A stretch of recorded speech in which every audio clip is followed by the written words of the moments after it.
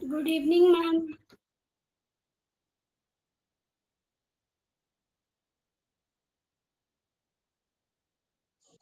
Good evening, ma'am.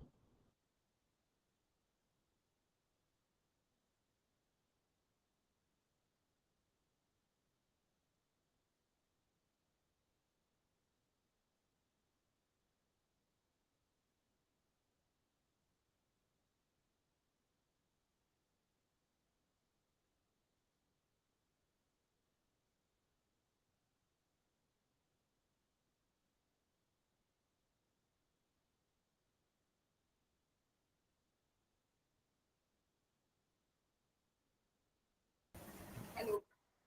Good evening, beta. Good evening, ma'am.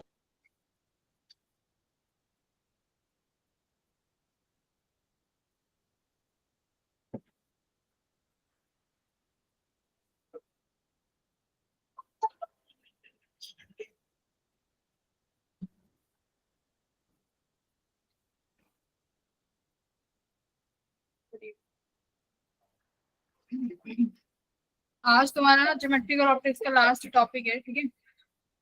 Optical instrument.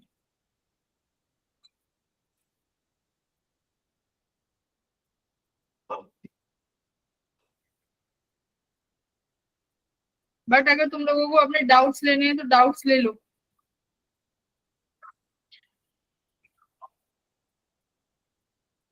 कुछ doubt है?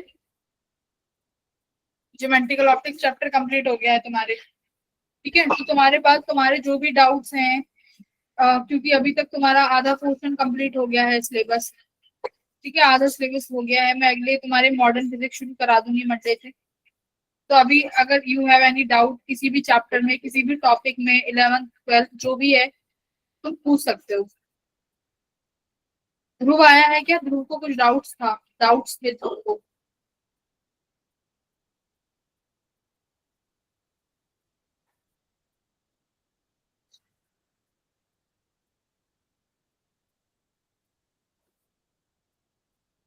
भाई doubt ले लो बच्चे लोग।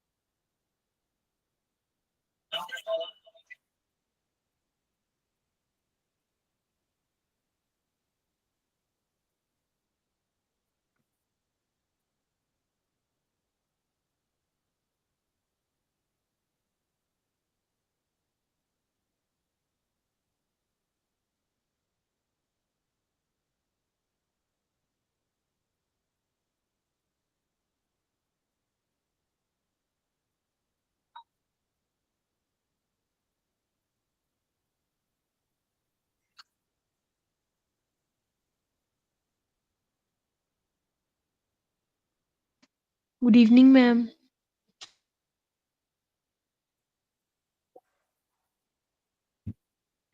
Good evening.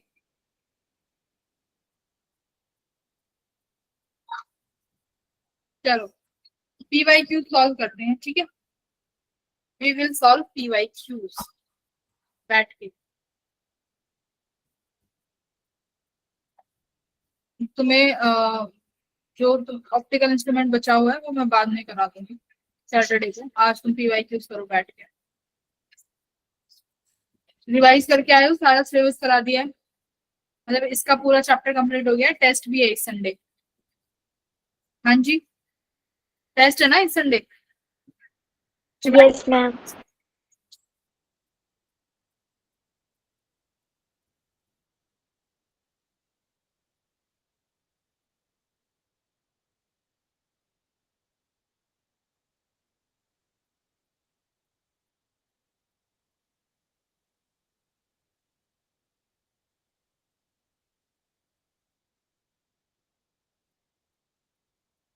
फिर मैं अब मिनट करूंगी।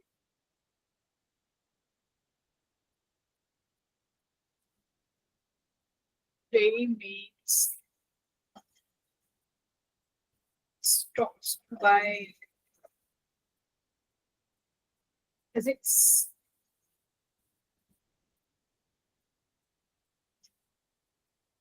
Purchase.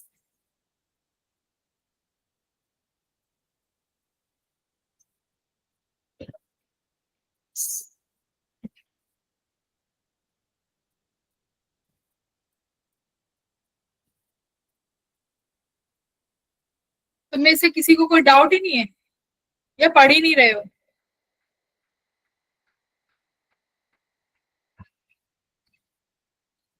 कोई डाउट नहीं आ रहा तुम्हें? मैम एक बार इमेज वाला बताइए।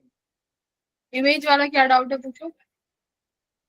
मैम वो जैसे अगर सामने एक प्लेन मिरर है, प्लेन मिरर के सामने जैसे कोई भी ऑब्जेक्ट जैसे पेन रख दिए तो वो सामने फ्रंट इमेज रियली कहेंगे ना? अगर सामने एक पेन रखा हुआ है वो तो ऑब्जेक्ट है। यस मैम, मतलब जैसे मान लीजिए जैसे खुद खड़े हो गए तो वो सामने मतलब प्लेन मिरर डायरेक्ट इमेज मतलब अपन को दिखा रहे तो इस टाइप से। हाँ, वो वर्चुअल इमेज है तुम्हारी। और प्लेन मैम मिरर जैसे वर्चुअल। यस मैम, तो मैम रियल इमेज कौन सी? रियल इमेज वो होती है जहां पर रेज एक्चुअली मीट करती हुई दिखाई देंगी। ठीक है, जो मिरर के या तो तुम्हारे ऑब्जेक्ट के सामने, मतलब जहां ऑब्जेक्ट है उसी तरफ इमेज बने। मतलब मैम रियल मतलब इमेज में प्लेन कुछ में। नहीं होता। प्लेन मिरर तो तुम्हारी जो इमेज बनाता है, प्लेन मिरर वर्चुअल ही इमेज बनाएगा ऑलवेज। ठीक है, फिर कर्व्ड सरफेस में आते हैं कि जैसे हमारे पास स्फेरिकल में कनकेव और कन्वेक्स हो गया। उसमें कन्वेक्स हमेशा वर्चुअल ही बनाएगा मोस्टली केसेस में। एक कनकेव यस ऐसा मिरर है जो रियल इमेज बना के देता है, कनकेव। और वो कब बनती है? वहां पर जहां पर ऑब्जेक्ट होता है उसी तरफ अगर तुम्हारा इमेज बन रहा है तब हम बोलेंगे कि वो रियल इमेज है। यस मतलब रिफ्लेक्टेड रेज है ना, जैसे मान लो तुम्हारे मिरर से या फिर कनकेव मिरर से लाइट रेज टकराई, उनको स्ट्राइक करने के बाद जो रेज निकलेंगी वो रिफ्लेक्टेड रेज एक्चुअली में किसी पॉइंट पे मीट होंगी, और वहां जब इमेज बनेगी तो उसको बोलेंगे रियल इमेज। वो रियल यस। इमेज, बस। हम तो तो मतलब सिर्फ कनकेव, वर्चुअल बनाता है और रियल मतलब नहीं होगा एक तरह से। रियल मतलब। मतलब जैसे प्लेन मिरर जो है वो वर्चुअली बस बनाता मतलब हाँ, रियल नहीं बना। नहीं बनाता, रियल नहीं बनाएंगे प्लेन मिरर। ठीक है। यस। हाँ। एंड और अनुज कोई सवाल नहीं है?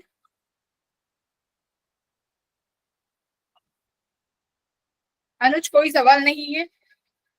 नितान, यस मैम। आर्यांश, कोई डाउट नहीं है ज्योमेट्रिकल ऑप्टिक्स में? ठीक है, नहीं है तो फिर सवाल करो।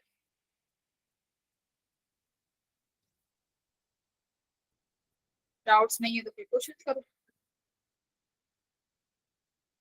स्पेस पे यार, ब्राइटनेस कम कैसे करते हैं?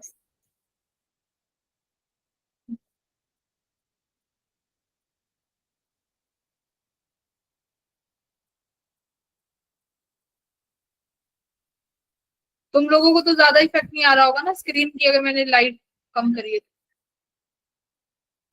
No ma'am. No ma'am.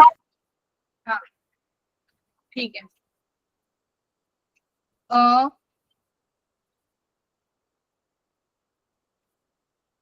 Second second question क्या कह रहे हैं? U and V are the distance of object and image from a lens of focal length F. मतलब एक लेंस है जिससे हमें यू और वी दूरी दी हुई है ऑब्जेक्ट और इमेजेस की। तो कह रहा है कि कन्वेक्स लेंस के लिए यू और वी का ग्राफ ड्रॉ करो। सपोज करो कि जो तुम्हारा यू है वो ग्रेटर है व्हेन यू इज, यानी मॉड में है, म्यू ज्यादा है।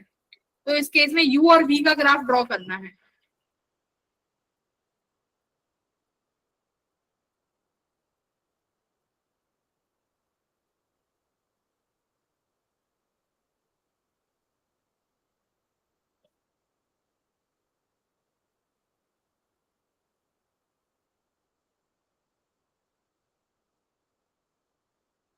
बताओ।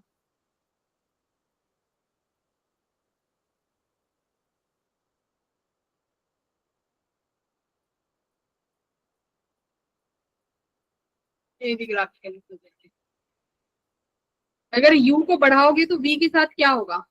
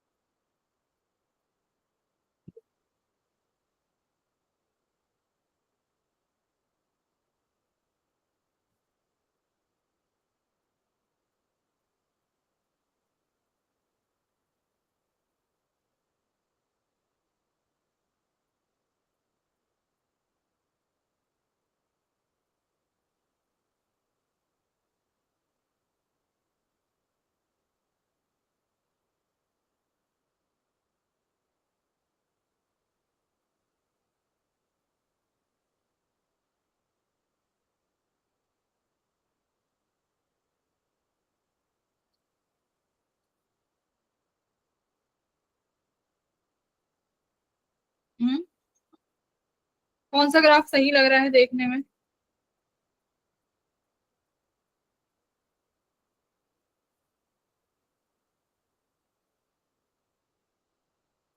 अंजलि कौन सा सही लग रहा है बताओ।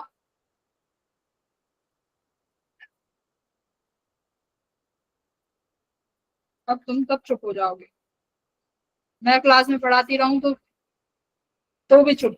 अब तुम्हारी बारी आई तो भी चुप।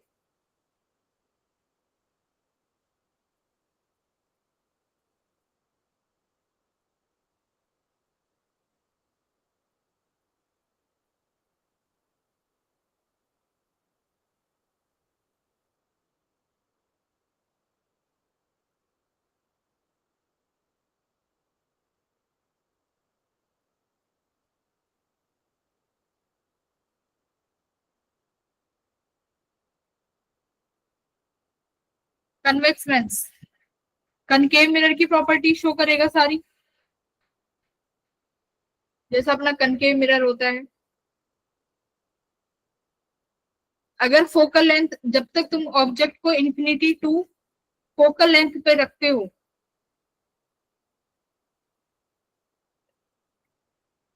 इमेज की डिस्टेंस कहाँ की सकती है? इंफिनिटी टू फोकल लेंथ पे रखने पे।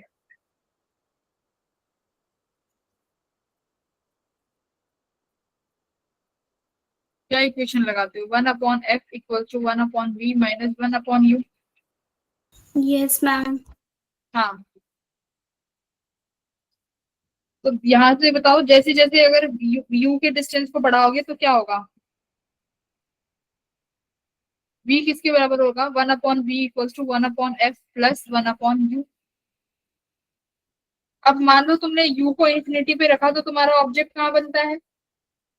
ऑब्जेक्ट इंफिनिटी पे है तो इमेज कहाँ बनती है? अगर ऑब्जेक्ट इंफिनिटी पे है तो इमेज कहाँ बनती है? फोकस पे। मैम फोकस पे। फोकस पे बनती है। और अगर मैं ऑब्जेक्ट को फोकस पे रख दूं तो इमेज मेरी इंफिनिटी पे बनती है ना? ये तो हमने पढ़ाई है। और अगर यस मैम। ऑब्जेक्ट को फोकस पे रखूं तो मेरी यहाँ पे जो इमेज है वो इंफिनिटी पे बनेगी। ये तो हम पढ़ के ही आ चुके हैं। इसके अकॉर्डिंग देखो, इसके अकॉर्डिंग कौन सा डायग्राम सही लग रहा है यूवी में? थर्ड। देखो और तो किसी में दिख नहीं रहा, और तो ऐसे कहीं में इंफिनिटी जाता हुआ नहीं दिख रहा ना ऑब्जेक्ट। ऑब्जेक्ट भी इंफिनिटी पे कहीं रखा हो, यहाँ तो नहीं है कहीं इंफिनिटी पे। देखो इस पॉइंट पे, यहाँ पर तो इन दो सेम पॉइंट में तुम्हें v की वैल्यू सेम मिल रही है। इस u की दो वैल्यूज पे तुम्हारे पास v की सेम वैल्यू है, नहीं हो सकता ये तो। ठीक है, तो मोस्ट प्रोबेबली हमारे पास ये कौन सा ग्राफ सही बन रहा है? Third graph. कि जब हमारे पास u इंफिनिटी होगा तो हमारे पास v की एक पर्टिकुलर वैल्यू रहेगी जो मिनिमम होगी कब? फोकस पे। ठीक है। और जब मेरे पास v इंफिनिटी पे होगा तो मेरे पास v की u की कौन सी वैल्यू बनेगी, फोकस वाली। तो इसके अकॉर्डिंग ऑप्शन नंबर थर्ड सही बैठ रहा है, थर्ड ऑप्शन सही है।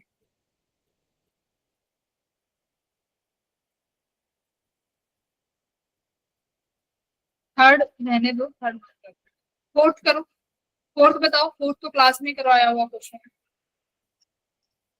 फोर्थ करिए।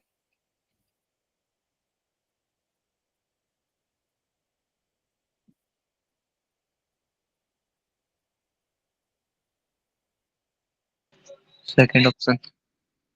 Second option.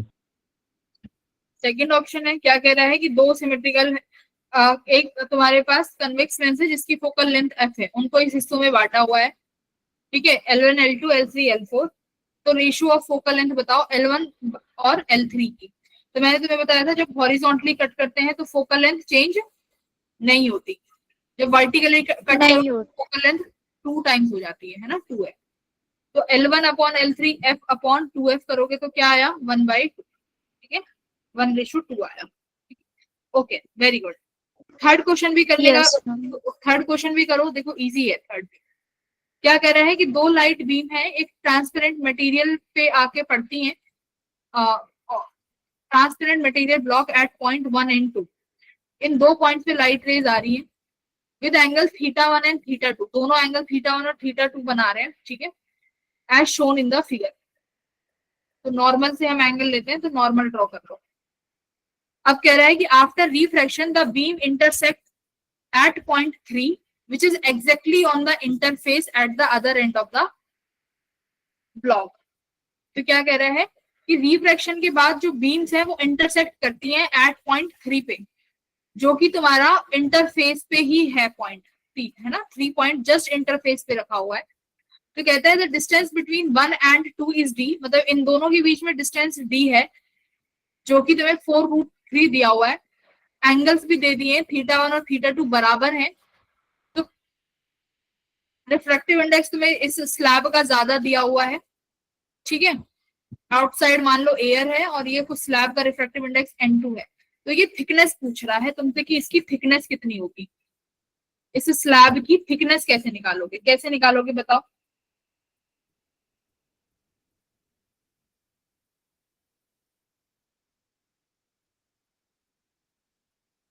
स्लैब की थिकनेस निकालनी है, थोड़ी सी ज्योमेट्री लगानी पड़ेगी। देखो मेरे पास ये नॉर्मल है, यहां से लाइट रेज आ रही है, ये एंगल θ1 है, बट मेरा इंसिडेंट एंगल तो मैं नॉर्मल से लेती हूँ, है ना, एंगल तो हम कहां से लेते हैं, नॉर्मल से लेते हैं। अगर ये एंगल θ2 है तो मेरा इंसिडेंट एंगल यहाँ पे I बनेगा, करेक्ट। मेरा ये रिफ्रैक्टिव इंडेक्स N1 है, यहाँ पर रिफ्रैक्टिव इंडेक्स N2 मान लेते हैं। स्नेल्स लॉ लगाएं बाउंड्री पे, स्नेल्स लॉ लगाते हैं, पहले पॉइंट 1 के लिए लगाते हैं। क्या बनेगा मेरा, N1 sin I। sin I कितना बनेगा बेटा, ये एंगल θ1 दे रखा है, तो ये टोटल 90 का होता है, तो ये 90 माइनस थीटा हो जाएगा, 90 माइनस θ1 इक्वल्स टू ये वाले मैं मान लेती हूँ कि रे रिफ्लेक्ट होके कितना एंगल बना रही है, यहाँ से एंगल R। तो ये हो गया मेरा N2 sin R। बताओ यहाँ तक किसी को दिक्कत। No, ma'am. No, ma'am. Okay, sine 90 minus theta को क्या लिख सकते हैं, Cos theta. Cos theta. Cos theta. क्या कॉस थीटा दिया हुआ है, देखो जरा यहाँ पे,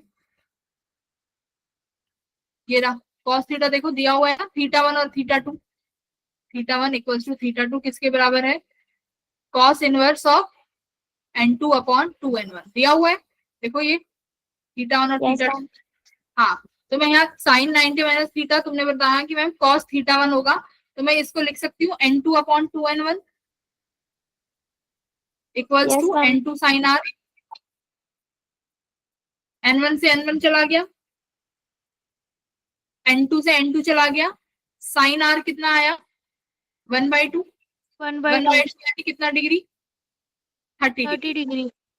तो मेरे पास एंगल R आ गया कितना, 30 डिग्री, एंगल R आ गया 30 डिग्री। अब देखो ये लाइट रेज यहाँ दोनों एक साथ मिलेंगी इस तरीके से,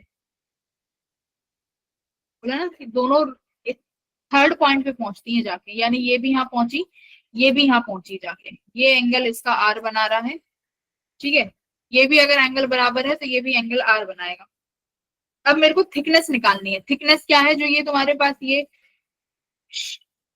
सरफेस दिया हुआ है ना, ये बॉडी दी हुई है तुम्हें, एक शीट टाइप दिख रही है, इस शीट की थिकनेस निकालनी है टी। बताओ थिकनेस कैसे निकाल सकते हो, कौन से ट्राइंगल में देख लो, 1 3 और इस पॉइंट को मैं नाम दे देती हूँ 5। देखो जो 1 3 और 5 वाले पॉइंट हैं, जो ये ट्राइंगल बना 1 3 5 वाला, एक तो ये नॉर्मल वाली लाइन होगी और मैंने इस रिफ्लेक्टेड रे को थोड़ा आगे बढ़ा दिया। देखो मेरी बात समझ में आ रही है भाई, ये नॉर्मल था ना, मेरे पास ये लाइट रे ऐसे आ रही थी, मैंने इस लाइट रे को बेंड करा के 3 पर ले आई ना, 3 पॉइंट ये सवाल में दिया हुआ है, ये नॉर्मल थोड़ा आगे एक्सटेंड कर दिया 5 और ये 0.1, क्या मेरे पास ये एंगल 30 डिग्री है। जो ये वाली डिस्टेंस है ये थिकनेस के बराबर हो जाएगी, टी के बराबर, हाँ या ना, हाँ बोलो। Yes ma'am. Yes ma'am. दूसरा पॉइंट 2 है, ये भी यहाँ मिल रहा है आके, और इनके बीच की जो दूरी दे रखी है वो तुम्हें दे रखी है कितना, complete D distance, this is complete D. तो देखो यहां से लेके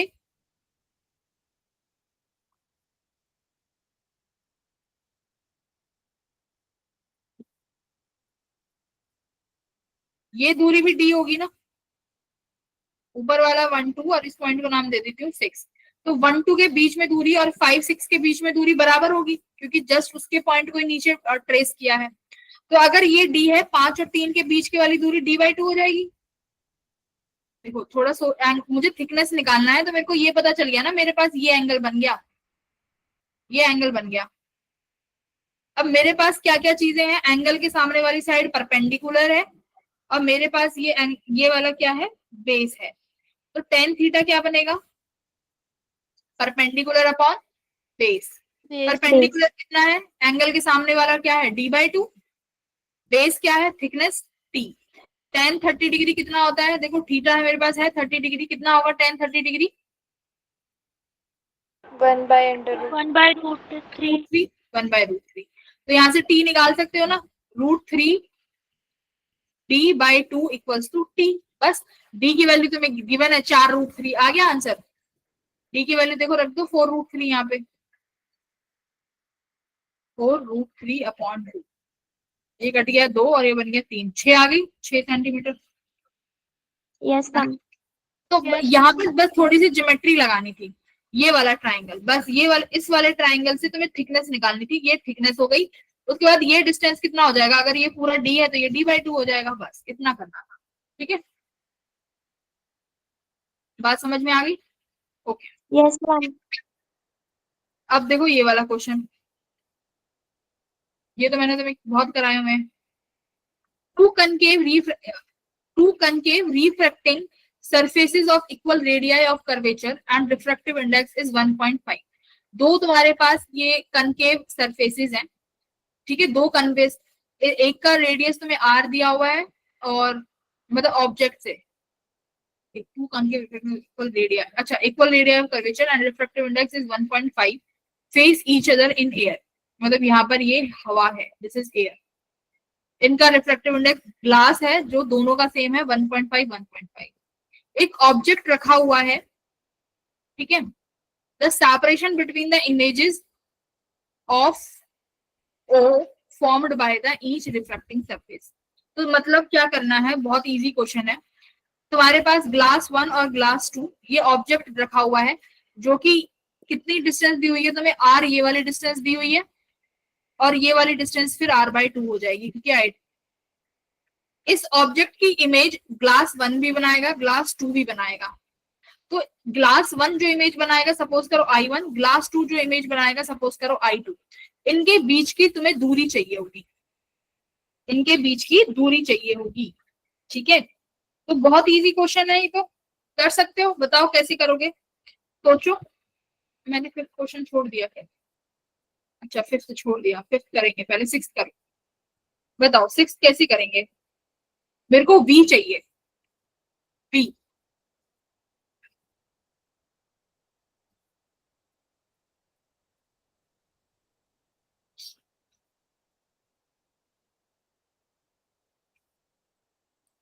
कौन सा फॉर्मूला लगाएंगे बेटा? मैंने जब स्फेरिकल सरफेस कराया था तो स्फेरिकल सरफेस में ये वाला फॉर्मूला पढ़ाया था, μ2 upon v minus μ1 upon u equals to μ2 minus μ1 upon r। पढ़ाया था ये फॉर्मूला रिफ्रैक्टिंग सरफेस में। Yes, मैंने ma'am. भी बोला था μ2 वो वाला रिफ्रैक्टिव इंडेक्स है जहां पर लाइट रेज एंटर करेंगी, μ1 वो है जहां से लाइट रेज निकलेंगी, है ना। और जहां ऑब्जेक्ट है तो ऑब्जेक्ट से तो लाइट रेज निकलेंगी, ऑब्जेक्ट एयर में है तो इसका मतलब μ1 क्या हो गया? एयर हो गया। और μ2 क्या बनेगा? ग्लास। बताओ यहां तक किसी को दिक्कत? देखो ऑब्जेक्ट रखा हुआ है बीच में, दोनों ग्लासेस से दूरी दी हुई है, तुम्हें बस इमेज निकालनी है। तो पहले बताओ किसके लिए बनाए? पहले बी के लिए बना दे। ये वाला ये बी है तो बी के लिए μ2 क्या होगा? जल्दी बताओ। 1.5 रिफ्रैक्टिव इंडेक्स ग्लास का रख दिया। v निकालना है तो मैं v को एज इट इज रख देती हूँ। माइनस μ1 मेरा हवा है, यहाँ पे 1 लग दिया। u, चलो जल्दी बताओ u कितनी दूरी पे है? देखो मेरा ये ग्लास ऐसे रखा हुआ है, ये मेरा ऑब्जेक्ट है, कितनी दूरी पे रखा हुआ है? यहाँ से r/2 दिख रहा है? Yes, ma'am. Yes, ma'am. देखो r/2 की दूरी पे है। बात ये आई, साइन कन्वेंशन के साथ लिखते हैं। जल्दी से बताओ कि प्लस का r/2 लिखो कि माइनस का r/2? Minus का. माइनस का लिखेंगे। Yes, ma'am. माइनस का लिखेंगे क्योंकि मैम लाइट रेज तो ऐसे जाएंगी और हमें कैलकुलेट करने के लिए ऐसे आना पड़ेगा, करेक्ट? Yes, ma'am. माइनस का r/2, बहुत बढ़िया। माइनस का r/2 इक्वल्स टू 1.5 माइनस 1। अब रेडियस की बात करो, जल्दी बताओ इसकी रेडियस कहाँ होगी? रेडियस भी नेगेटिव आएगी इधर की तरफ। Yes, ma'am. Negative ही आएगी. एक क्लास है तो इसकी भी यहाँ कहीं पे सेंटर ऑफ कर्वेचर होगा, इसकी भी रेडियस कहीं ना कहीं r बनेगी। देखो दिया हुआ है ना, इक्वल रेडियाई ऑफ कर्वेचर, दोनों का रेडियाई ऑफ कर्वेचर सिमिलर है। तो तुम्हारे पास a का रेडियाई r है तो इसका भी r होगा, तो रेडियाई r लिखोगे बस, प्लस या माइनस? माइनस। क्या यहाँ से v आ जाएगा? एक सेकंड में Yes, ma'am. आ जाएगा ना कि b ने कहा इमेज बनाई है, तो जल्दी से b निकालो। ये तुम्हारा बनेगा बेटा माइनस का 0.6 r, ठीक है। ये माइनस का आया है, मतलब इमेज कहाँ बनाई है इसने? आगे बनाई है कि पीछे बनाई है इमेज? बताओ, माइनस की आई है तो v is negative, that means image कहाँ बनी है? ग्लास के आगे कि ग्लास के पीछे? नेगेटिव का है भाई, नेगेटिव का है तो मतलब यहीं बनी होगी ना वीवी इमेज, इसी डायरेक्शन में नेगेटिव आएगा ना, नेगेटिव 0.6, तो यानी इमेज आगे बनी है नेगेटिव 0.6। क्या सेम इक्वेशन ए के लिए लगा सकते हो? Yes, ma'am. सेम इक्वेशन ए के लिए लगा सकते हैं। ए के लिए भी μ2 कितना बनेगा? ए के लिए भी μ2 ए इतना ही बनेगा 1.5 1.5. अपन बी, μ1 इसके लिए भी 1 बनेगा। आर बताओ इसके लिए, सॉरी ऑब्जेक्ट कितनी दूरी पे हो गया देख के बताओ फटाफट, बहुत इजी है। ऑब्जेक्ट की दूरी ए के लिए r प्लस r/2 r/2. क्योंकि r प्लस r/2 तो 3r/2। बताओ प्लस का लेंगे कि माइनस का? सोच के बता। ये ऐसे है तो इसका सेंटर ऑफ कर्वेचर कहाँ बनेगा? ऐसे ही बनेगा ना, इधर की तरफ। बट ऑब्जेक्ट कहीं यहाँ बैठा हुआ है तो ऑब्जेक्ट से तो लाइट रेज ऐसे जा रही है, तो नेगेटिव का ही आएगा ना 3r/2। बोलो भाई, ऑब्जेक्ट से लाइट रेज तो ऐसे निकलेंगी ना, इसी डायरेक्शन में, और कैलकुलेट करने के लिए इस डायरेक्शन में आना पड़ेगा, तो माइनस का ही लिखूंगी ना 3r/2 equals to 1.5 minus 1। R बताओ, आर भी नेगेटिव का ही लिखेंगे भाई, माइनस का आर। क्या यहाँ से बी भी नहीं आ जाएगा कि बी का इमेज बनाएगा? बताओ एक सेकंड में। माइनस 9/7 आर आएगा, तो वी ए है वी बी है, दोनों को माइनस। अब डिस्टेंस बिटवीन इमेजेस निकाल सकते हो, कहाँ इमेज बनेगी? आराम से निकाल लोगे भाई। बी ए भी आ गया, बीबी भी आ गया, कैसे बनाओगे? देखो B A B B diagram देखो, दोबारा देखो।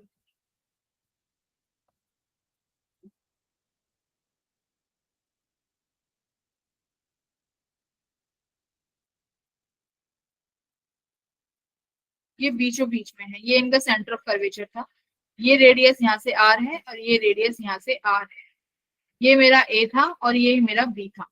बी की वजह से इमेज कहाँ बनी थी, अगर मैं सॉल्व करती हूँ तो बी की वजह से बेटा जो इमेज बन रही थी वो बन रही थी 0.6 आर पे, नेगेटिव का 0.6 आर।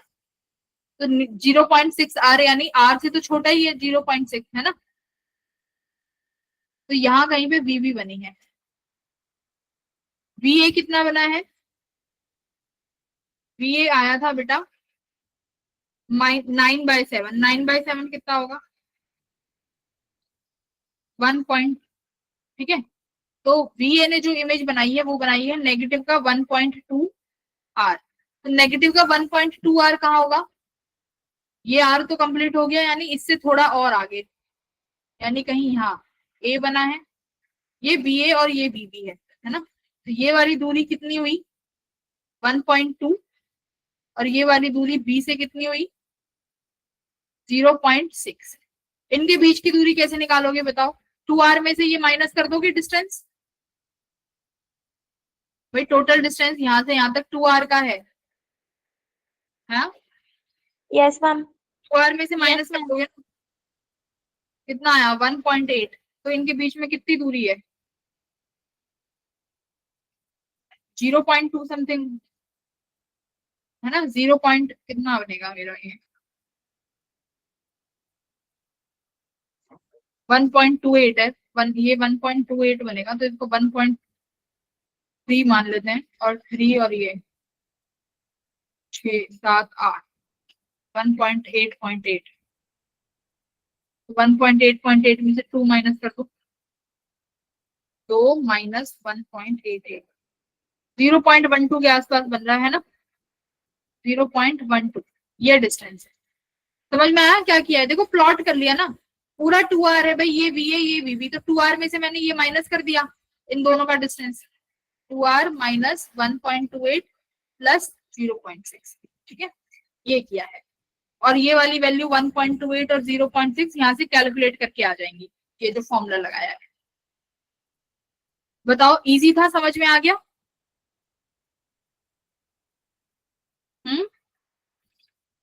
Yes, ma'am.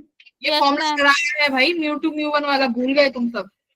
तो 0.12 आ रहा था ना मेरा आंसर, तो 0.12 आ रहा था।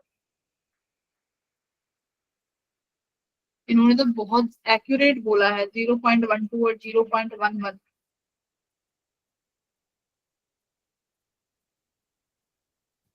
देखिए क्वेश्चन नंबर 7 कैसे करोगे। क्या कह रहा है कि एक थिन प्रिज्म है, तो देखो थिन प्रिज्म के लिए मैंने एक स्पेशल फॉर्मूला लिखवाया था तुम्हें। थिन प्रिज्म में डेविएशन का क्या फॉर्मूला था, थिन प्रिज्म में डेविएशन का फॉर्मूला क्या था, जल्दी बताओ। μ-1 into a, यही था। Mu is the refractive index of the prism, a is the angle of prism, यही था ना थिन प्रिज्म में। अब इन्होंने क्या बोला है, एक थिन प्रिज्म है P1 with angle 4 degree made of glass having refractive index 1.54 is combined with another thin prism P2 made of glass of refractive index 1.72 get dispersion without deviation। मैंने case कराया था यहाँ पे कि डिस्पर्जन विदाउट डेविएशन और deviation without dispersion, याद है तुम्हें जब प्रिज्म पढ़ाया था तो 2 केस कराए थे बेटा। तो देखो क्या कह रहा है ये विदाउट डेविएशन। तो एक बात बताओ, 2 प्रिज्म है, तुमने 2 प्रिज्म लिए, प्रिज्म 1 और प्रिज्म 2। ये कह रहा है कि कैसे डिस्पर्स हुई है लाइट विदाउट डेविएशन। तो विदाउट डेविएशन का मतलब क्या है, जितना डेविएशन 1 ने किया है उतना ही डेविएशन किसने कर दिया होगा, सेकंड प्रिज्म ने, रिवर्स डायरेक्शन में।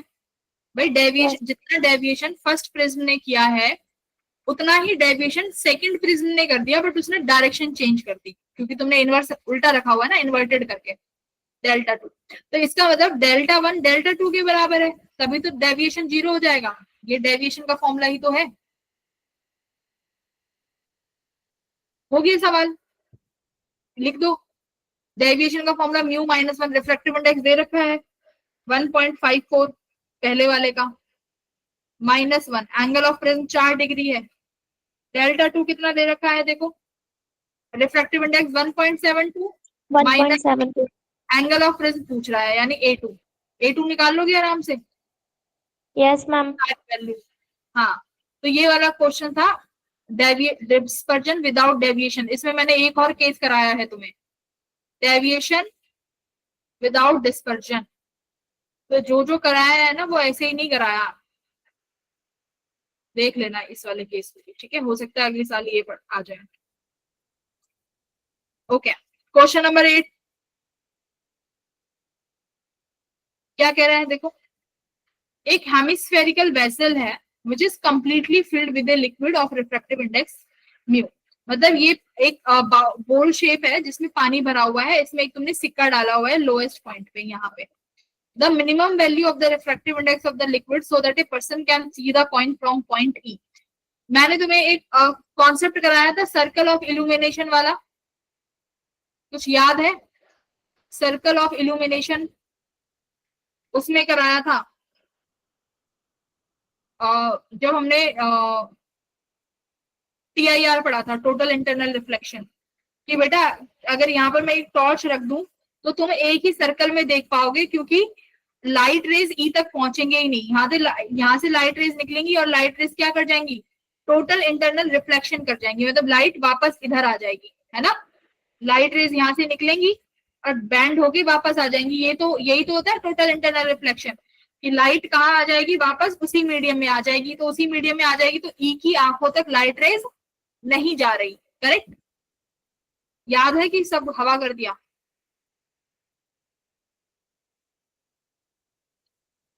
बोलो, तुमसे मैंने बोला था भाई रिवाइज करके आना। क्या कर रहे हो, क्या कर रहे हो मेरे बेटा? टोटल इंटरनल रिफ्लेक्शन याद है कि मेरे पास अगर यहाँ कोई ऑब्जेक्ट रखा हुआ है और यहाँ डेंसर मीडियम है, अगर ये डेंसर मीडियम है और ये रेयर है, अगर light rays rare to denser denser to rare जा रही है, दिस इज डेंसर मीडियम, अगर light rays denser to rare जा रही है तो क्या होगा बताओ? जैसे जैसे एंगल ऑफ इंसिडेंस बढ़ाओगे, लाइट रे जो रिफ्लेक्ट होगी उसका एंगल क्या होता जाएगा, बढ़ता जाएगा। एक पॉइंट ऐसा आएगा कि लाइट रे एकदम क्या करेगी, 90 डिग्री पे बैंड हो जाएगी। वो एंगल कौन सा होता है इंसिडेंट का? Critical angle. अगर तुम अगर अब इंसिडेंट एंगल को थोड़ा सा भी बढ़ाओगे क्रिटिकल एंगल से, तो क्या होगी लाइट रेज? लाइट रेज क्या होंगी, वापस इसी मीडियम में आ जाएगी ना, है ना? वापस इसी मीडियम में आ जाएगी। तो इसी का मतलब है कि हमें एक पर्टिकुलर एरिया तक ही लाइट रेज दिखेंगी। यानी अगर ऑब्जर्वर यहाँ होगा और ए और बी के बीच में होगा तो उसे ये पॉइंट दिखेगा। अगर कोई ऑब्जर्वर ई पर है तो उसे नहीं दिखेगा, क्योंकि लाइट रेज तो आइस तक जा ही नहीं रही, वो तो बेंड हो गई। बात समझ में आया? वो तो बेंड हो गई, वो तो बेंड हो गई। ध्रुव समझ में आ रहा है? ध्रुव, अंकित, अनुज, नितांत,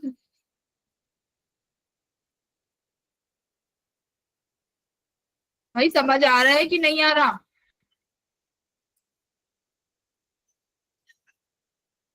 तो ये क्या कह रहा है, देखो ध्यान से, कि अगर हम पानी भर देते हैं और इसका रिफ्रैक्टिव इंडेक्स म्यू है, तो एक पॉइंट को हम एक लोएस्ट पॉइंट पे रखते हैं। तो मेरे को ये बताओ कि रिफ्रैक्टिव इंडेक्स की वैल्यू क्या रखें, जिसका मतलब ई पर जो ऑब्जेक्ट रखा हुआ है ना, ई पर जो ऑब्जर्वर बैठा हुआ है ना, वो इस ऑब्जेक्ट को देख ले। इस ऑब्जेक्ट को देख ले तो इसका मतलब क्या है, यहाँ पर लाइट रेज क्रिटिकल एंगल पे पहुंच रही है ना। देखो क्रिटिकल एंगल पे कैसे पहुंच रही है, ई कब देख पाएगा ओ को, जब उसकी लाइट रेज ई की आंखों तक पहुंचेंगी।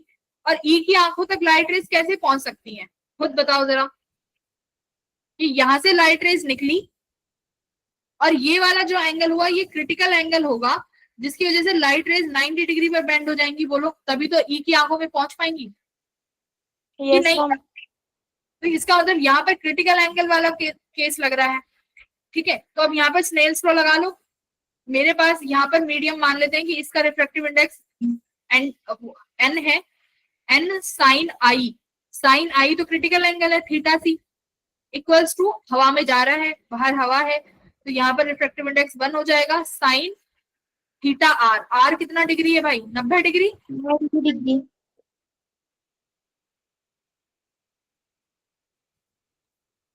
साइन 90 डिग्री तो साइन 90 डिग्री तो 1 हो जाता है। Yes, तो मेरे ma'am. पास यहाँ पे क्रिटिकल एंगल कितना आया? क्रिटिकल एंगल आया 1/n। क्या मेरे पास क्रिटिकल एंगल है? Critical Yes, angle ma'am. नहीं है, कहाँ है? नहीं है, वही तो निकालना है हमें। हमें रिफ्रैक्टिव इंडेक्स निकालना है, और वो भी कौन सी वैल्यू? Minimum value. यानी इस रिफ्रैक्टिव इंडेक्स की वैल्यू अगर मिनिमम होगी तो साइन क्या हो जाएगा? मैक्सिमम। बोलो कि नहीं? हाँ, अगर Yes, n, ma'am. अगर मेरे को रिफ्रैक्टिव इंडेक्स मिनिमम रखना है तो मेरे को अपना साइन का एंगल मैक्सिमम करना पड़ेगा, या फिर मैं लिखूं n इक्वल्स टू 1, तो कितना होगा बताओ? मैक्सिमम। अब एक बात ध्यान से सुनो, ये क्रिटिकल एंगल है, 90 तो हो नहीं सकती साइन की वैल्यू, कि भाई लाइट रेज अगर 90 होंगी तो मतलब लाइट रेज तुम्हारे इस पे परपेंडिकुलरली जा रही होंगी, वो पॉसिबल है नहीं। तो थीटा की कौन सी मैक्सिमम वैल्यू पॉसिबल है? जल्दी बताओ, क्रिटिकल एंगल की कौन सी मैक्सिमम वैल्यू पॉसिबल है?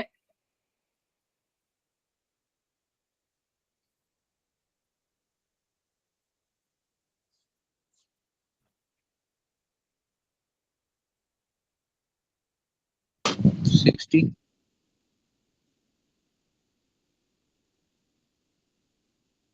60 डिग्री तो √3/2 हो गया ना। √3/2 देखो कम है कि ज्यादा है?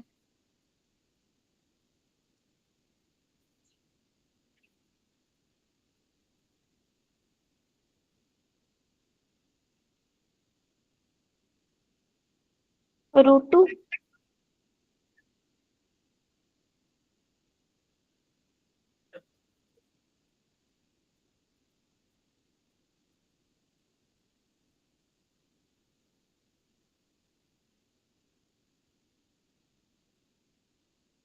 देखो एक बार, √3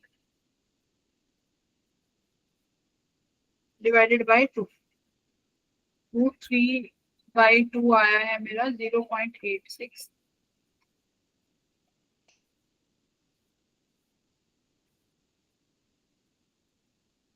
ये आया है मेरा 0.7।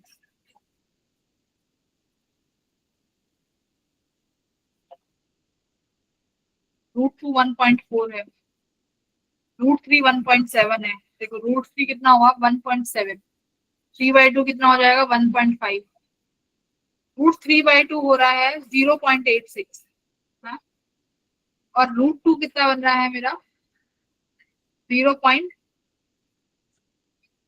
√2 बन रहा है मेरा 1.4। ठीक है, के आसपास बनेगा √2। अगर मैं थीटा की वैल्यू देखो 60 डिग्री लेके चलते हैं, मैं अगर क्रिटिकल एंगल साइन 60 मानती हूँ तो साइन 60 कितना बनेगा? √3/2। और ये एंगल 1/n है, तो n कितना आया? 2/√3। ऑप्शन में ही नहीं है। देखो अगर मैंने 60 डिग्री लिया तो मेरे पास ऑप्शन में वैल्यू है, देखो जरा। अगर मैंने थीटा 60 डिग्री माना तुम्हारे कहने से, क्या मेरे को ऑप्शन में वैल्यू मिल रही है उसकी? भाई वैल्यू रख के देखोगे ना, 60 डिग्री, 30 डिग्री, 45 है, बोलो हाँ या ना?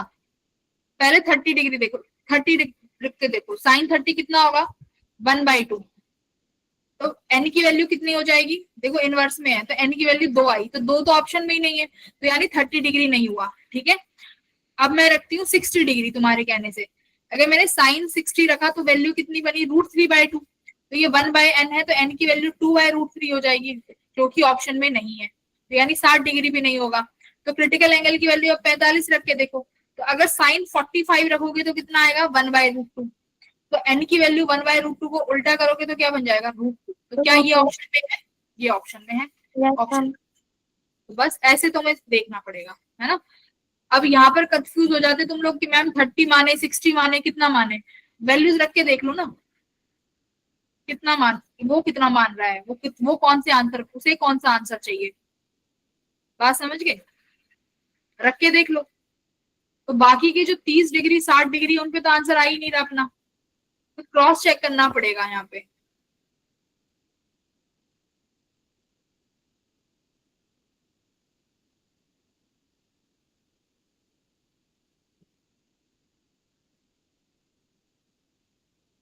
चलो अब छोटा सा क्वेश्चन करो आसान सा, 10th क्वेश्चन करो, इजी है।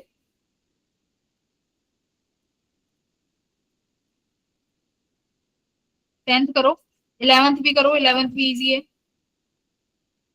11th करो, मोस्टली 11th ज्यादा अच्छा है। क्या कह रहा है कि what is the relative decrease in the focal length of a lens for increase in the optical power bye 0.1 dioptre from 2.5 dioptre. ठीक है, तो कह रहा है कि मुझे फोकल लेंथ कितना रिलेटिवली डिक्रीज करूं कि मैं अपनी लेंस की ऑप्टिकल पावर को 0.1 डी से बढ़ा लूं। कितने से? From 2.5 D. तो बहुत इजी है, बहुत बहुत इजी है बेटा, 1 सेकेंड में हो जाएगा। रिलेटिव डिक्रीज पूछ रहा है, रिलेटिव रिलेटिव चेंज निकालते थे हम, रिलेटिव एरर ऐसे ही। तो देखो फोकल लेंथ f1 जब 2.5 डायोप्टर था तो पावर क्या होता है, देखो फोकल लेंथ क्या होती है 1/d 1/p। तो जब तुम्हारे पास 2.5 थी तो फोकल लेंथ f1 ये होगी 2.5, बोलो हाँ या ना? 1/2.5 होगी ना फोकल लेंथ। अब f2 क्या कह रहा है कि मेरे को अपनी फोकल लेंथ कितने बढ़ानी है, 0.1 से बढ़ानी है। तो 0.1 से बढ़ानी है तो ये 2.6 हो गया होगा f2। रिलेटिव डिक्रीज निकाल दो, f1 और f2 का डिक्रीज कैसे निकालोगे भाई, चेंज कैसे निकालोगे, f2 minus f1 upon f1, बोलो यही तो है चेंज। रिलेटिव एरर या रिलेटिव चेंज ऐसी तो निकालते हैं। Yes ma'am.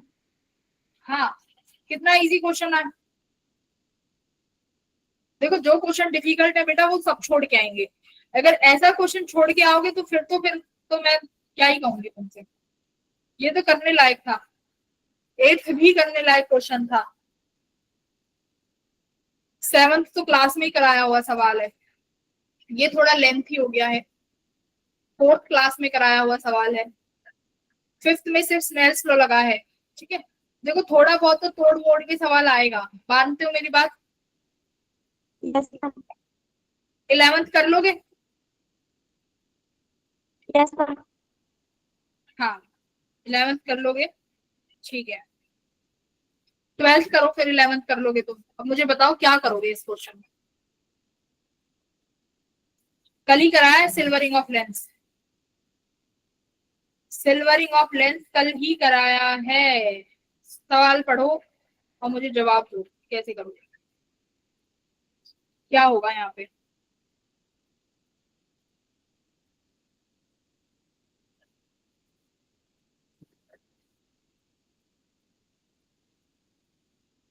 मल्टी कॉन्सेप्ट भी हो सकते हैं, एक कॉन्सेप्ट को दूसरे से मिला दिया हो। पढ़ो एक बार सवाल,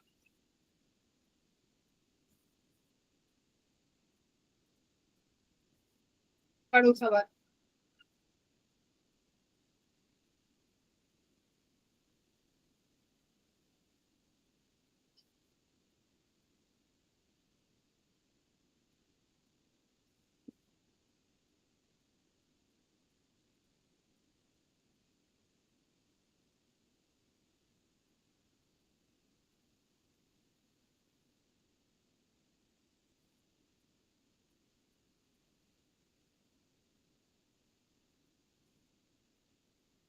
किससे पूछूं भाई, फिर मैं एक एक को पकड़ूंगी, इससे अच्छा तो कोई भी एक बता दो। फिर एक को मैं पूछूंगी तो तुम्हें पता ही है फिर क्या होता है क्लास में।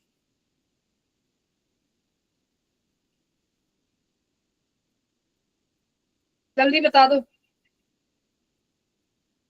अंजलि सवाल क्या पूछ रहा है बताना जरा, क्वेश्चन क्या पूछ रहा है, क्वेश्चन की डिमांड क्या है, क्या निकलवाना चाह रहा है आपसे।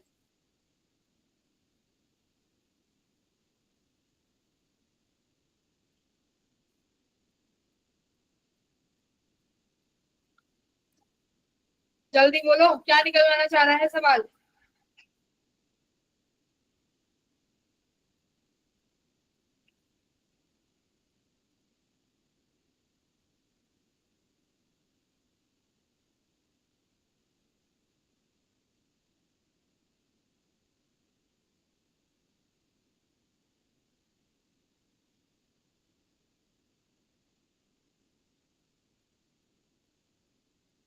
देखो अब सब भागने लगेंगे, जैसे ही मैं आई हूँ यहाँ सब भागने लगेंगे।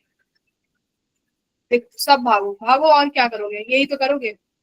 जेई के पेपर से भागोगे, क्लास से भागोगे, पेपर से भागोगे, टेस्ट से भागोगे।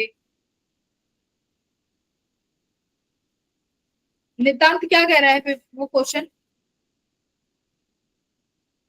रेडियस ऑफ कर्वेचर निकालना है।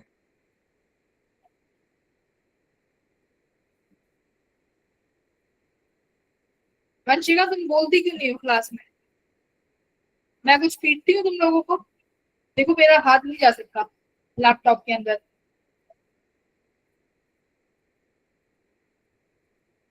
मैं तुमने कुछ कह रही हूँ? मैं तुम्हें फिजिक्स पढ़ा रही हूँ, और तुम चाहते हो कि टीचर टीचर ना रहे, टीचर बन जाए हिटलर,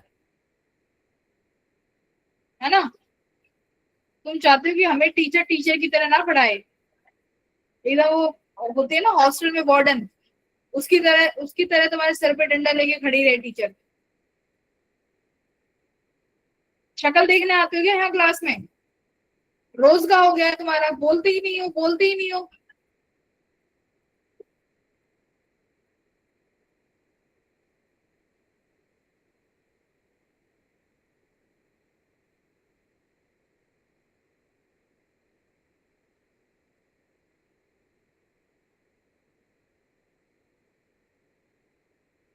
मुझे कहने में शर्म आने लगी अब, मैं ही नहीं कहती हूँ कुछ।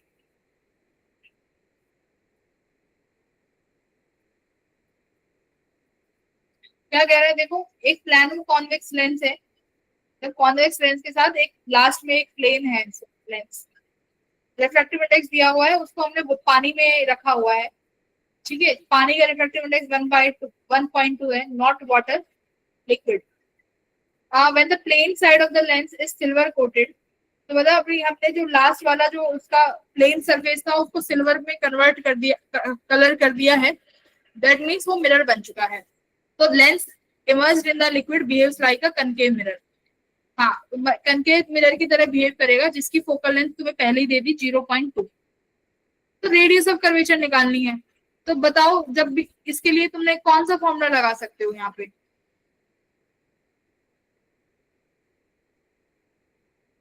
रेडियस ऑफ कर्वेचर के लिए यहाँ पे मैं कौन सा फॉर्मूला लगा सकती हूँ? अभी देखते हैं कौन सा लगा सकते हैं। ठीक है,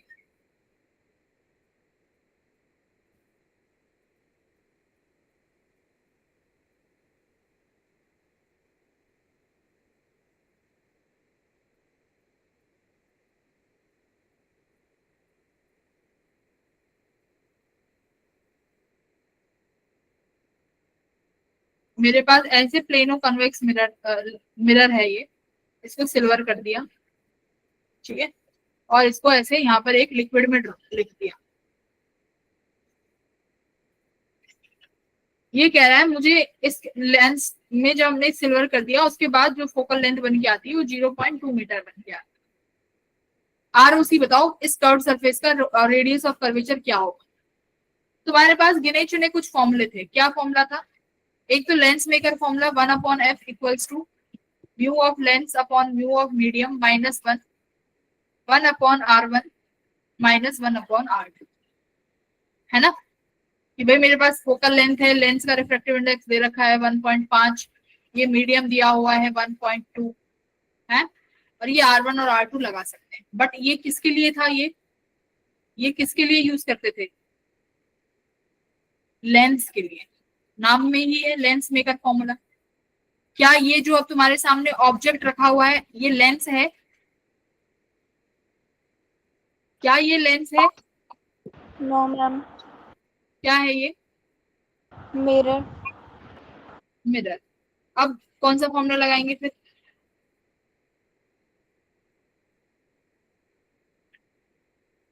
कौन सा फॉर्मूला लगाएंगे? स्फेरिकल सरफेस का फॉर्मूला था, स्फेरिकल सरफेसेस के लिए जो लगाते थे। स्फेरिकल सरफेसेस यानी ग्लास, जो अभी पढ़ा है, μ2/v minus μ1/u equals to μ2 minus μ1/r। ये फॉर्मूला, ये तो हम स्फेरिकल सरफेस के लिए लगाते हैं, स्फेरिकल सरफेसेस यानी अपने मिरर। तो क्या इसमें ये वाला फॉर्मूला लग सकता है? लग सकता है बिल्कुल, है ना? लगा सकते हो, तो यहाँ पर लगाओ ये वाला फॉर्मूला।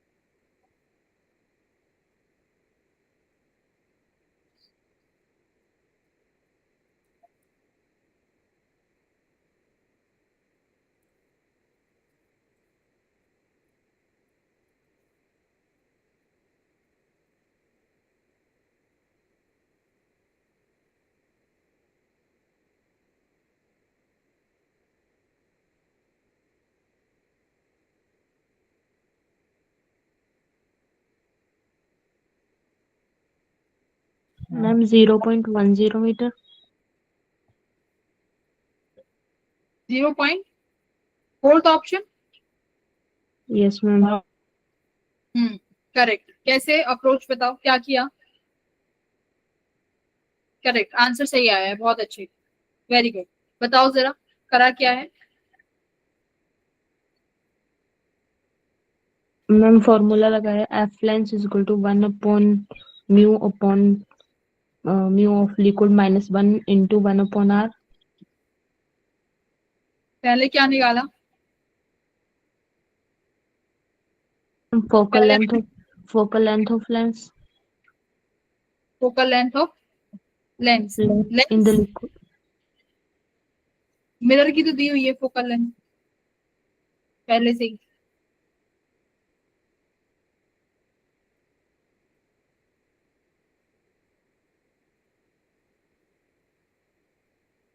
आंसर तो सही निकाला है, क्या कैसे है?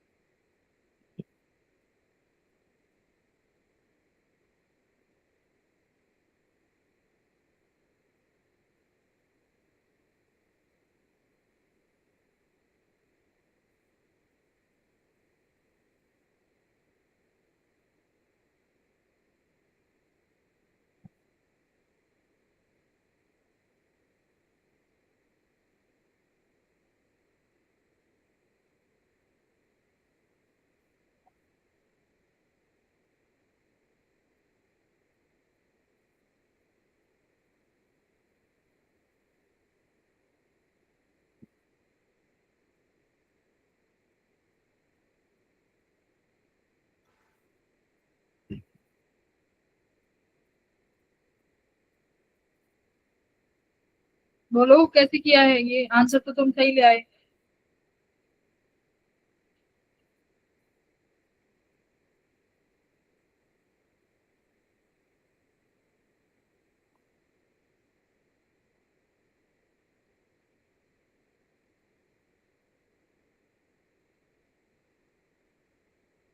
अनुज कैसे करोगे इस क्वेश्चन को?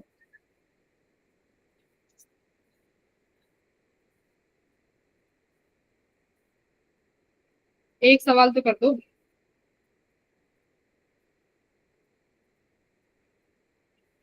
होमवर्क में डालो,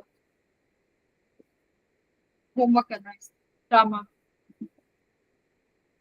ठीक है, स्टार मार्क। चलो 13 क्वेश्चन पे आते हैं। 13 क्या कह रहा है? एक प्लेनो कॉन्वेक्स लेंस है जिसका रेडियस ऑफ कर्वेचर है, radius of curvature of first surface is 2 centimetre, exhibit focal length f1 in air. Air में जिसकी फोकल लेंथ f1 है, ठीक है, और 2 सेंटीमीटर का आरओसी है, मतलब प्लेनो कन्वेक्स लेंस है। सिमिलरली अगर एयर में रखा हुआ है, एयर में रखने पे इसका f1 फोकल लेंथ बनता है, रेडियस ऑफ कर्वेचर अपना 2 सेंटीमीटर आता है। ठीक है, another plano convex lens with first surface radius 3 centimetre, इसकी फोकल लेंथ कितनी हो जाती है 1.2 हो जाती है जब इसको कहाँ रखते हैं, किसी मीडियम में रख देते हैं, ठीक है। Another convex lens with first surface radius of curvature, दूसरा लेंस लिया है, इसका आरओसी 3 सेंटीमीटर है, फोकल लेंथ f2 हो जाती है जब इसको किसी मीडियम में रखते हैं जो कि रिफ्रैक्टिव इंडेक्स 1.2 है। If both the lenses are made of same glass of refractive index this, then the ratio of f1 upon f2, f1 upon f2 का रेशियो पूछ रहा है, कर सकते हैं, बहुत आसान है। 1 upon f equals to mu lens upon mu medium minus 1 लगा लोगे, 1 upon r1 minus 1 upon r2। r1 तुम्हें दी हुई है, प्लेनो कॉन्वेक्स मिरर है तो दूसरे प्लेन के लिए तो r क्या हो जाती है, इन्फिनिटी हो जाती है, 2 बार इक्वेशन लगा लेना, एक बार f1 के लिए लगा लो, है ना, लेंस का रिफ्रैक्टिव इंडेक्स दे दिया 1.5, मीडियम एक के लिए एयर हो जाएगा और एक के लिए लिक्विड दिया ही हुआ है, तो इसी इक्वेशन को 2 बार लगा लेना, कर लोगे। Yes, ma'am.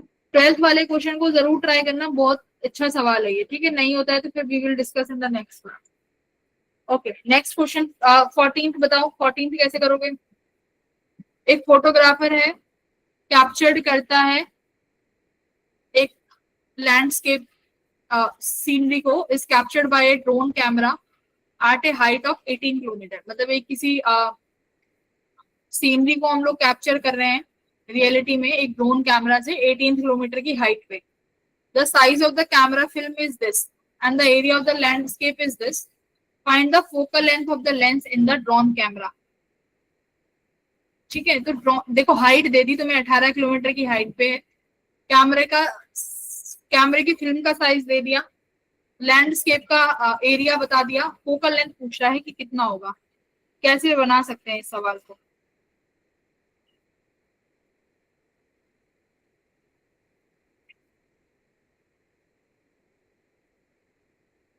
इसमें भी ज्योमेट्री लगेगी थोड़ी सी, इसमें ऐसे कोई फॉर्मूला नहीं लगेगा जो अब तक हम पढ़ते आए हैं, यहाँ पर भी ज्योमेट्री लगेगी।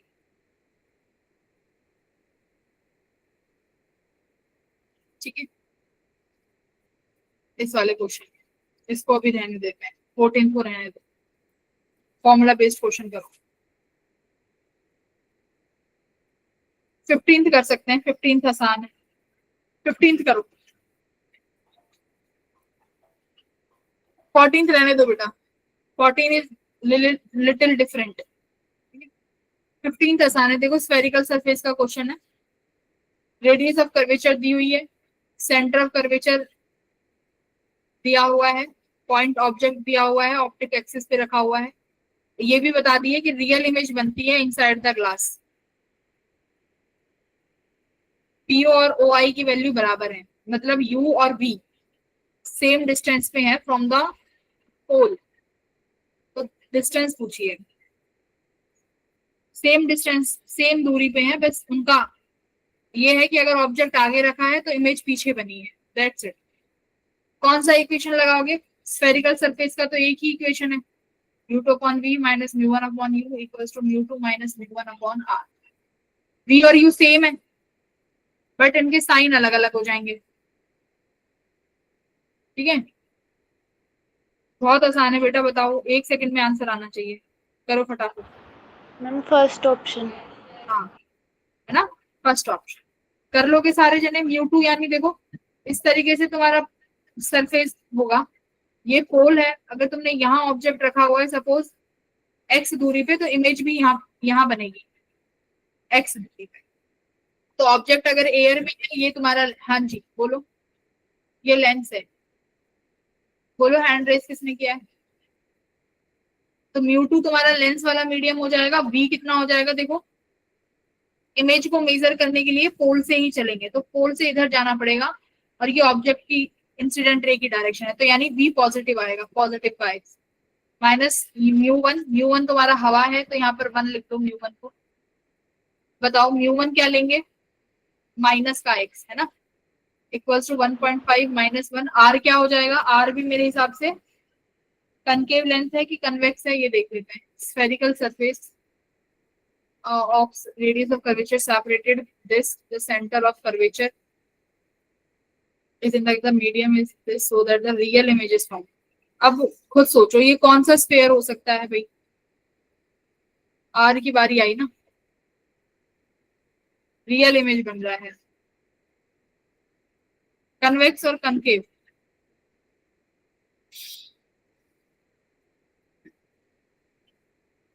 कन्वेक्स होगा ना, कन्वेक्स होगा, spherical surface.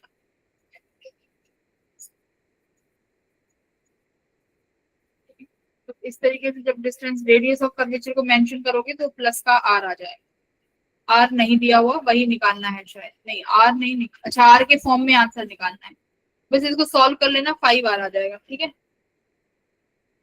This will give you 5 R answer.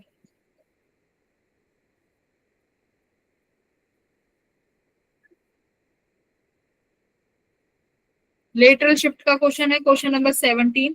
Lateral shift शायद मैंने तुम्हें डिराइव नहीं करवाई है, मैं ये तुम्हें सैटरडे वाले दिन कराऊंगी लेटरल शिफ्ट का क्वेश्चन, डोंट वरी। 18th बताओ, 18th कैसे करोगे? 18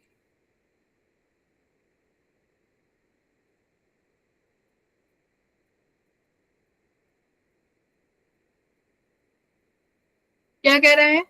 ये एक कनकेव मिरर है जिसकी फोकल लेंथ f है और तुमने उसको लिक्विड में ड्रॉप कर दिया, तो उसकी लिक्विड में फोकल लेंथ क्या हो जाएगी? तो याद रखना मिरर की फोकल लेंथ चेंज नहीं होती है। ठीक है, तो mirror focal length can not change. ठीक है, तो मिरर की फोकल लेंथ चेंज नहीं हो सकती विद मीडियम, ओनली किसकी चेंज होती है? लेंस की। तो मिरर को चाहे हवा में रख दो, पानी में रख दो, कहीं पर भी रख दो, उसकी फोकल लेंथ उतनी ही रहेगी जितनी है। ठीक है, तो कितनी रहेगी इसमें? एफ ही रहेगी। बात समझ में आई? ये देखो क्वेश्चन नंबर 19 फॉर्मूला बेस्ड है। Refractive index of the material of the glass prism, glass prism का रिफ्रैक्टिव इंडेक्स दिया हुआ है। मिनिमम एंगल ऑफ डेविएशन जो है एंगल ऑफ प्रिज्म के बराबर है। देखो कह रहा है angle of minimum deviation is equals to the angle of prism. What is the angle of prism? ठीक है, तो डेविएशन मिनिमम जो है एंगल ऑफ प्रिज्म के बराबर है। तुम्हारे पास एक फॉर्मूला था मैंने जो लिखवाया था डेल्टा मिनिमम के लिए कि mu equals to sine A plus delta minimum upon 2 upon sine A by 2। ये फॉर्मूला याद है? मिनिमम डेविएशन का फॉर्मूला था ये प्रिज्म में, मिनिमम डेविएशन। तो बस यहाँ पे देखो तुम्हारे पास ए और डेल्टा मिनिमम एक ही है, तुम्हें एंगल ऑफ प्रिज्म पूछा है, डेल्टा मिनिमम को ए लिख लो, तो ये क्या हो जाएगा? देखो sine A upon sine A by 2, sine A by 2 किसके बराबर है? √3 के। ठीक है, अब ये a बाई 2 है, ऊपर a है, तो साइन का फॉर्मूला क्या लिख सकते हैं? साइन थीटा किसके बराबर होता है? 2 sine theta cos theta upon sine a by 2। Sine a by 2 को मैं यहाँ से कैंसिल कर देती हूँ, फर्स्ट √3। तो मेरे पास कॉस थीटा बाई 2 कितना आया? √3 बाई 2।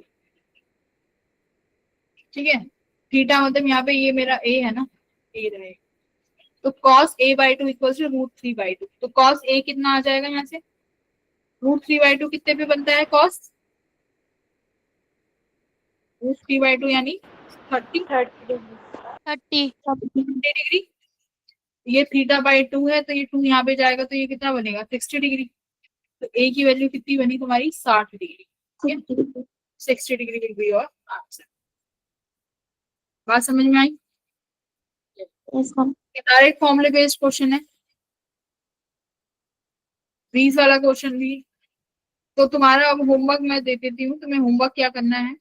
पहले 20वां क्वेश्चन यहीं बैठ के करो, 20वां बैठ के यहीं करो।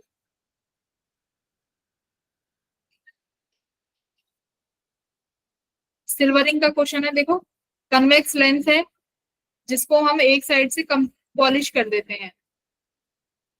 So at what distance from the lens an object be placed on an optic axis so that the image gets formed on the object itself. तो पहले तो F इक्विवेलेंट निकालो। अगर कर्वेचर पे रखोगे तो इमेज कहाँ बनेगी? कर्वेचर पे, मतलब कर्वेचर का मतलब है लेंस के केस में 2f।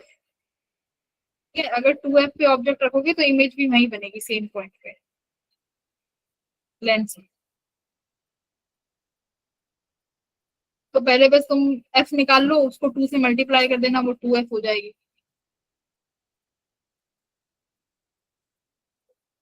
आंसर बताओ क्या आ रहा है, बताओ।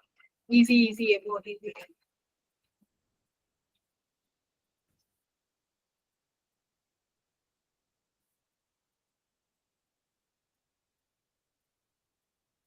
कल फॉर्मूला लिखवाया था पावर ऑफ लेंस का। Power of lens equals to power of mirror plus 2 times of power of lens. तो यहाँ पर ये फोकस की बात, फोकल लेंथ की बात कर रहा है, तो फोकल लेंथ में क्या लिख सकते हैं भाई? -1 अपॉन में length, lens equals to mirror के केस में -1 अपॉन एफ प्लस 2 अपॉन में एफ, ये लिख सकते हो। ये एफ इक्विवेलेंट है और ये मिरर और ये लेंस। ठीक है,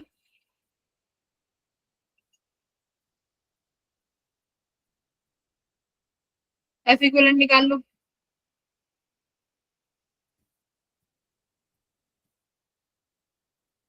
क्या मैं इस लेंस का एफ एल नहीं निकाल सकती? मीडियम देखो, मिरर, मिरर के लिए तो कितना हो जाता है?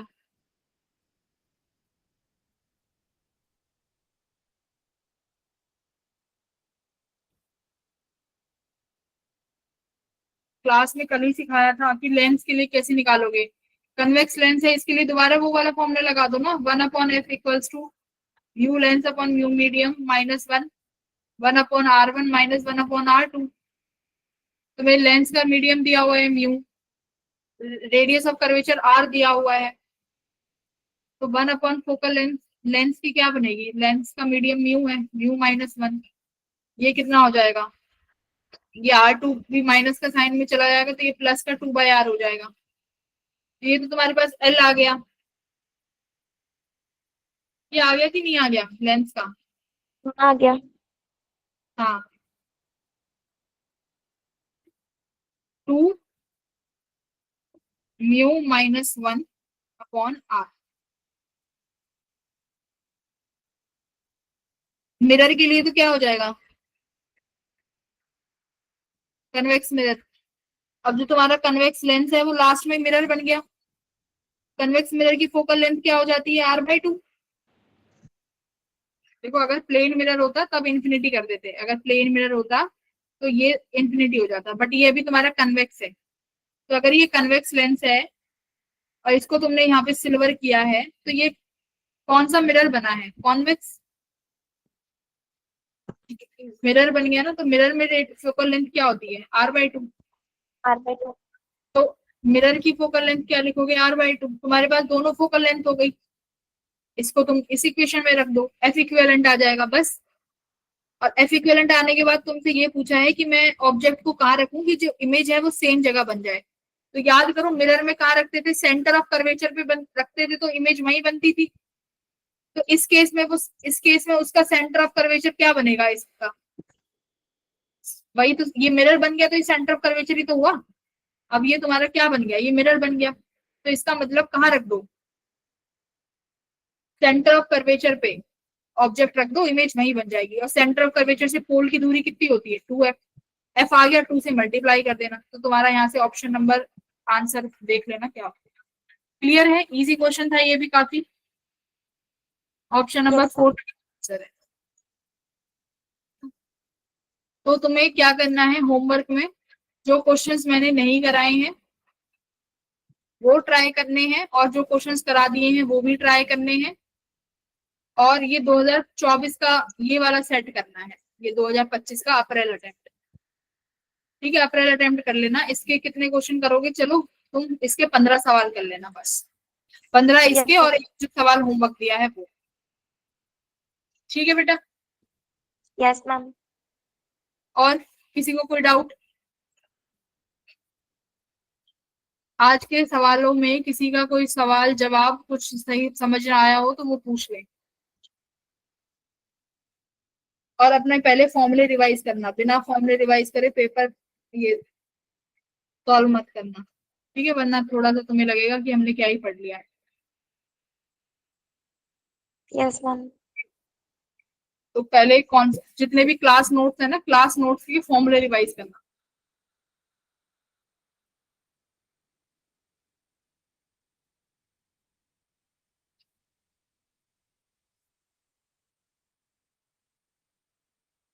One two six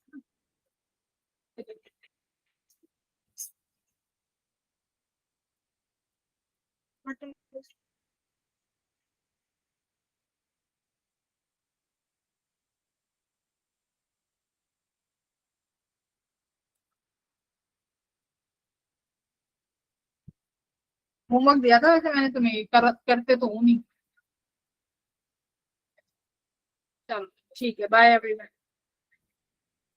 Bye, ma'am. Bye, ma'am. Thank you. पढ़ लिया करो, पढ़। Okay, ma'am.